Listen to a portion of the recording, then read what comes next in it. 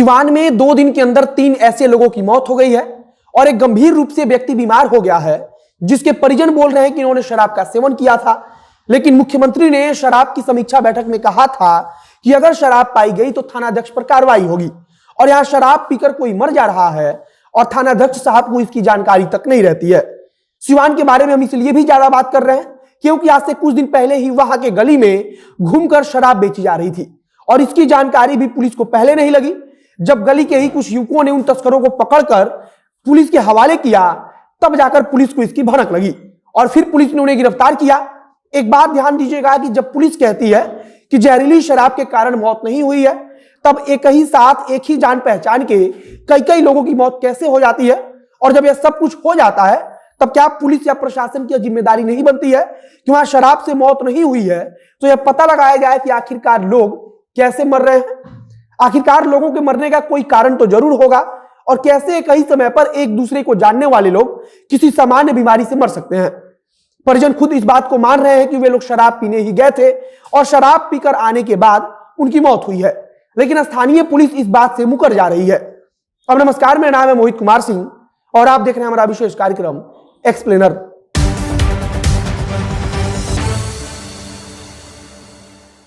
सिवान में हुसैनगंज थाना इलाके के अंतर्गत एक गांव आता है जिसका नाम है सरिया। इस गांव में 2 दिनों के अंदर 3 लोगों की मौत हुई है और एक व्यक्ति गंभीर रूप से बीमार है। अब दैनिक भास्कर ने इसके बारे में एक रिपोर्ट प्रकाशित किया है और उनके परिजनों के हवाले से लिखा गया है कि उन लोगों ने शराब का सेवन किया हुआ था और शराब पीने के बाद उनकी तबीयत खराब हुई थी, जिसमें 3 लोगों की मौत हो गई और एक व्यक्ति गंभीर रूप से बीमार हो गया। और जो व्यक्ति अभी गंभीर रूप से बीमार है उसका इलाज गोरखपुर में चल रहा है।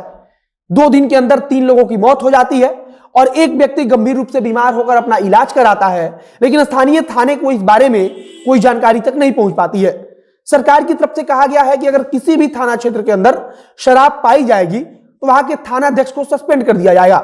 लेकिन सिवान में शराब का पाया जाना तो छोड़िए, वहां लोग शराब पीकर मर रहे हैं और स्थानीय थाने को इसके बारे में कोई जानकारी तक नहीं रहती है। सरकार ने कहा था कि चौकीदार अगर गांव की खबर को थाना तक नहीं ले जाएंगे तो उनके ऊपर भी कार्रवाई होगी, लेकिन यहां ऐसा कुछ भी नहीं हो रहा है।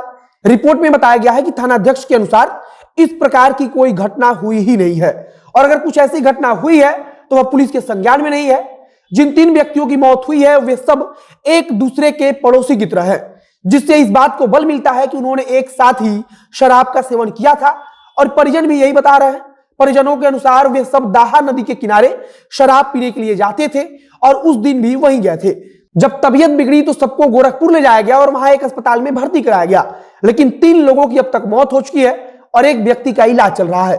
अब सिवान की एक और घटना जो इस घटना के लगभग 2 दिन पहले की है। सिवान के एक मोहल्ले में घूमकर शराब बेची जा रही थी और पुलिस को इसके बारे में कोई जानकारी भी नहीं थी।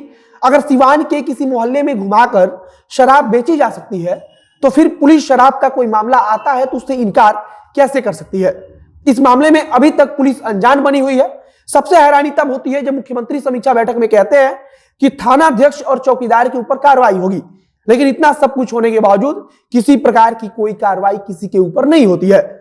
फिलहाल दैनिक भास्कर ने अपनी रिपोर्ट में बताया है कि उन लोगों की मौत शराब से ही हुई है परिजनों के अनुसार, लेकिन पुलिस अभी भी इस मामले में अनजान बन रही है। जिन लोगों की मौत हुई है उनका नाम पवई शाह, हरिभुवन शाह और प्रमोद शाह है। तीनों का अंतिम संस्कार भी किया जा चुका है। सिवान से ही सटा हुआ जिला गोपालगंज है, जहां कुछ दिन पहले जहरीली शराब से कई लोगों की मौत हो गई थी। आगे अगर पुलिस की तरफ से कुछ जानकारी दी जाएगी तो उसे हम आपको बताएंगे। इस वीडियो को यही समाप्त करते हैं।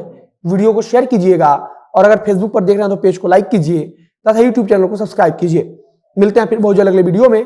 कैमरे के पीछे खड़े ओम प्रकाश और मैं मोहित कुमार सिंह। बहुत बहुत धन्यवाद।